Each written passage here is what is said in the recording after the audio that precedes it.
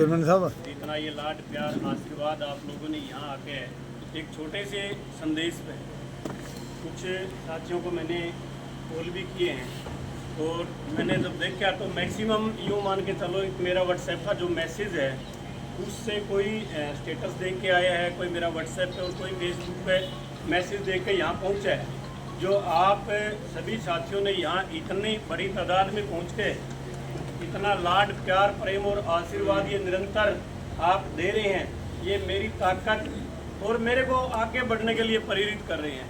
मैं आप सभी का सबसे पहले तो नमन करता हूं और हार्दिक आभार व्यक्त करता हूं। साथियों, जिस प्रकार की बातें आ रही हैं आप लोग सबने सुनी है। मेरे भीम जी मौसा हैं और जो मैं जिस टाइम पे बरवाड़ा में बैठा हूँ तो मेरे को यहाँ रेजिडेंस दिलवाने वाले भी भीम सिंह जी, तब से वो मेरे को जानते हैं कि भाई धीरू कौन है। इसी प्रकार आप देखोगे तो इनमें मैंने नज़र दौड़ा के देखी है कि लगभग ऐसे साथी बैठे हैं। 25 साल से मैं बरवाड़ा में हूँ तो उसमें से मैक्सिमम साथी यहाँ बैठे हैं कि जो मेरे को जानते हैं कि भाई धीरू किस प्रकार की नेचर का है, किस प्रकार के स्वभाव का है और वो किस प्रकार का इंसान। बात रही राजनीति की, जिस प्रकार आप लोग देख रहे हो कि पिछले 10 साल से तो निरंतर मैं भारतीय जनता पार्टी का एक छोटा सा कार्यकर्ता बन के, सिपाही बन के आप सबके बीच में दौड़ रहा हूँ। जैसे जैसे आगे बढ़ाने की बात आई तो मैंने जो शुरुआत की थी 2014 में एक बेंच पे बैठ के सदस्यता जो प्रमुख की बात थी वहाँ से मैंने मेरी शुरुआत की थी। एक कार्यकर्ता जोड़ने की बात थी पे पार्टी के साथ किस प्रकार हम कार्यकर्ता जोड़ें और उसके बारे में आप भी जानते हो साथियों। 2014 से पहले जब सुरेंद्र पुनिया जी ने चुनाव लड़ा कि उससे पहले पार्टी का किस प्रकार का ग्राफ भारतीय जनता पार्टी का बरवाड़ा विधानसभा में था और उन्होंने धीरे धीरे जैसे मेरे को आगे बढ़ाने का काम किया तो दुकानदारी छोड़ के मैं इस दिशा में आगे बढ़ा। साथियों, मेरे जीवन से काफ़ी सारे परिचित भी हैं कि मेरा तो जन्म भी उन परिस्थितियों में हुआ है कि जब पिताजी के दोनों हाथ भी नहीं थे। रोना आता है साथियों, वो तकलीफें मैंने देखी हैं। आज उस पार्टी के लिए मैंने 10 साल काम किया। मैं मानता हूं कि सुरेंद्र पुनिया जी ने चुनाव लड़े हैं, लेकिन आप देखोगे तो 19 के बाद मेरे ख्याल में कोई मेरे अलावा हो सकता है बहुत सारे साथियों इतना संघर्ष करने वाला बिल्कुल धीरू भाई जिंदाबाद, धीरू भाई जिंदाबाद।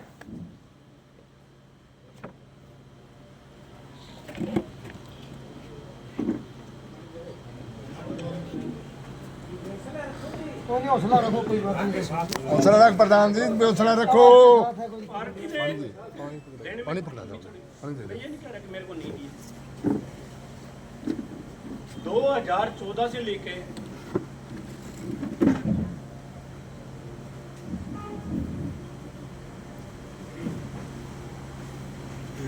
2016 में जब मेरे को पहला दायित्व दिया, भारतीय जनता पार्टी ने जिला का कोषाध्यक्ष बनाने का काम किया, वहां से एक मेरा सफर बदल गया। पहले मेरा सफर एक दुकानदार के नाते, एक व्यापारी के नाते आप सबके बीच में मैं बरवाड़ा में बैठा था, जिसमें एक छोटा सा टाइप कॉलेज मैंने बनाया था और एक फोटो स्टेट की दुकान रखी। वहाँ से शुरुआत होते होते मैं यहाँ तक पहुँचा। 2016 में राजनीति की तरफ 2014 से सुरेंद्र पुनिया जी ने आगे बढ़ाने का काम किया। 2016 में एक दायित्व के रूप में मैंने काम किया भारतीय जनता पार्टी में। 2016 में ही मेरे को एक भारतीय जनता पार्टी ने मार्केट कमेटी बरवाड़ा का चेयरमैन बनाने का काम किया। साथियों, आप सभी परिचित उस बात से भी जो बखूबी मैंने भारतीय जनता पार्टी का एक कार्यकर्ता, छोटा सा कार्यकर्ता होने के नाते, एक सामान्य आप सभी का साथी और भाई भतीजा होने के नाते जो 4 साल वहाँ मैंने एक चेयरमैन के रूप में काम किया है, मैं मानता हूँ कि नज़दीक किसी चेयरमैन ने इस प्रकार का काम किया। बिल्कुल एक बच्चा कोई भी मेरे पास आया कोई भी व्यापारी भाई आया, कोई भी किसान भाई आया, मैंने उसका काम करने का काम किया। क्योंकि मैं एक किसान परिवार से आता हूँ, मैं उन तकलीफों को समझता हूँ कि एक किसान ने किस प्रकार की तकलीफें होती हैं। मैं उस व्यापारी की तकलीफ समझता हूँ कि उसको व्यापार में किन किन चीज़ों की दिक्कतें आती हैं और किन किन कठिनाइयों का उन्होंने सामना करना पड़ता है। मैं समझता था कि भारतीय जनता पार्टी का एक छोटा सा कार्यकर्ता ने आगे बढ़ने के लिए क्या क्या नहीं करना पड़ता, बहुत सारी चीज़ें करनी पड़ती हैं, उसने बहुत सारे कष्ट झेलने पड़ते हैं। साथियों, इन चीज़ों से पार पाते हुए हम यहाँ तक पहुँचे। 2019 के बाद जैसे ही सुरेंद्र पुनिया जी ने कहा कि भाई साहब आगे मेरा चुनाव लड़ने का मन नहीं, मैं आज डिस्क्लोज करता हूँ ये बात आप सबके सामने। सुरेंद्र पुनिया ने तो 2 महीने पहले, 6 महीने पहले, साल भर ये पहले कही बात, उन्होंने मेरे सामने ये बात 2019 का चुनाव के तुरंत बाद कह दी थी कि भाई साहब मैं अगला चुनाव नहीं लड़ूंगा, यदि आप काम करोगे तो आगे जरूर बढ़ोगे इस पार्टी। साथियों, मैंने दिन रात एक करके किसी भी प्रकार की परिस्थिति हुई, मेरे घर में किसी प्रकार का कष्ट हुआ, मैंने उन चीजों को छोड़कर भारतीय जनता पार्टी को मैंने समझ लिया।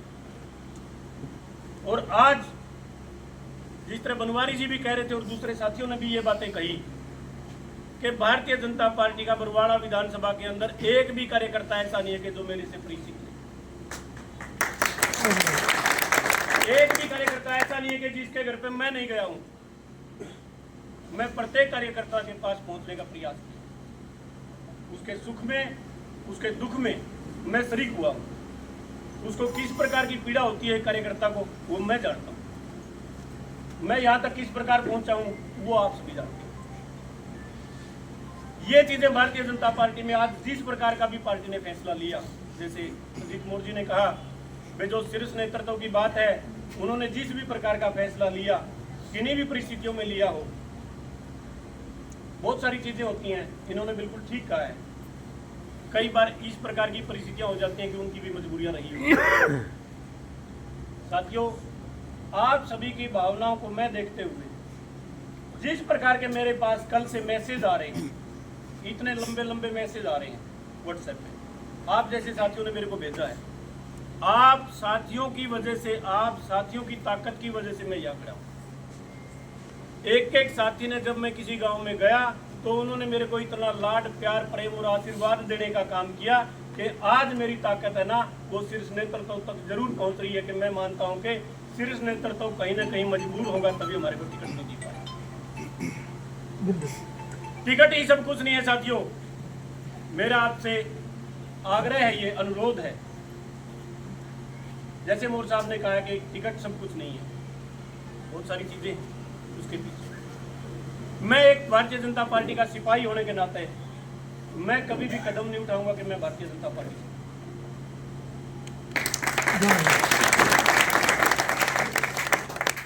आप देखिए, हमने जो एक छोटी सी शुरुआत की थी, आज हम यहां तक खड़े। आज वो हम सबकी मेहनत है, जो 10 साल की जो हमारी मेहनत है, कड़ी मेहनत है, वो मैं मानता हूं कि वो जीरो हो जाएगी। जब हम किसी दूसरे घर में जाएंगे, चाहे आप निर्दलीय की बात करिए, चाहे दूसरी पार्टियों की बात करिए, हमें वहां घर बनाने के लिए सबसे पहले नींव खोदनी पड़ेगी, नींव रखनी पड़ेगी, तब जाके इस मकाम पे हम पहुंचेंगे। साथियों, इस तरह के फैसले जल्दबाजी में लेने के नहीं होते, इस तरह के फैसले भावनाओं में नहीं लिए जाते। मेरा आपसे भी अनुरोध है, आप सभी मेरी बातों से सहमत है ना? बिल्कुल बिल्कुल जी। आप मेरे को टोक देना, कहीं भी आपको लगे कि भाई साहब आप यहाँ गलत हैं, वो मेरे को टोक देना। मैंने राजनीति के साथ साथ जन सेवा करने का काम किया है। एक राजनीति सब कुछ नहीं है। मैंने इतने सारे मेडिकल कैंप लगाए हैं, इतने सारे आंखों के चेकअप और IOL के कैंप लगाए हैं, जिनमें बहुत सारे बुजुर्गों की आंखों बनवाने का काम किया। उन लोगों को सुकून मिला होगा, उनको संतुष्टि मिली होगी। एक राजनीति में आना, जो कहते हैं ना कि जन सेवक और समाज सेवी लिख देते हैं बड़े बड़े अक्षरों में, समाज सेवी हम जब भी मानते हैं कि जब समाज की भी सेवा करके दिखाए। बिल्कुल ठीक है, फैसला हमारे अनुरूप नहीं हुआ, हमारे विपरीत हुआ है, आपकी भावनाओं के विपरीत हुआ है। जैसे मोर साहब ने कहा है, और साथियों ने भी कहा है, ठीक है। यदि मान लिया आज हमने पार्टी छोड़ दी, जिस टाइम परीक्षा की बात आई उस टाइम तो हम चले गए ना पार्टी से, हम पार्टी के समर्पित कहां हुए।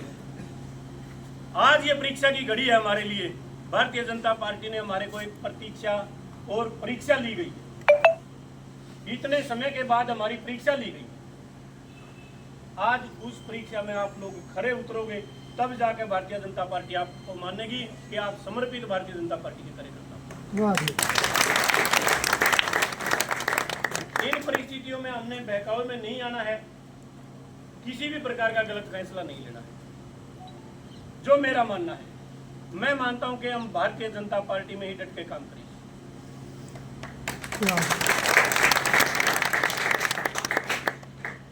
हो सकता है बहुत सारे लोगों के मेरे पास टेलीफोन आए हैं, ऐसे लोगों के टेलीफोन आए कि भाई साहब हम आपको टिकट दे देंगे, भाई साहब झंडा गाड़ दे हम आपके साथ, बहुत सारे।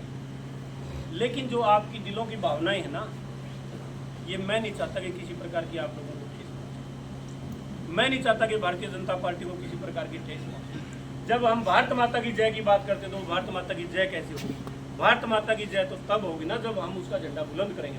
बिल्कुल। अब मैं गांव जाके गली गली जाके उस टाइम पे ये कहता था कि कोई माई का लाल कमल का फूल लेकर आ जाना, हम उसको जिताने का काम करेंगे। आज यदि हम उसके बराबर में झंडा गाड़ेंगे तो कैसे होगी भारत माता की? पॉसिबल नहीं है। तो लोग मेरे वीडियो निकालेंगे कि आप देखो भाई साहब आप कहते थे कैसे कमल का फूल खिला देंगे। साथियों, मेरा विचार है, मेरा आपसे अनुरोध भी है, आप भारतीय जनता पार्टी का एक सिपाही बन के काम करने का काम करो। हो सकता है कि कैंडिडेट हमारे किसी भी प्रकार का वो आया हो, लेकिन हम सभी साथी कमल का फूल को देख कर उनको वोट देने का काम करें।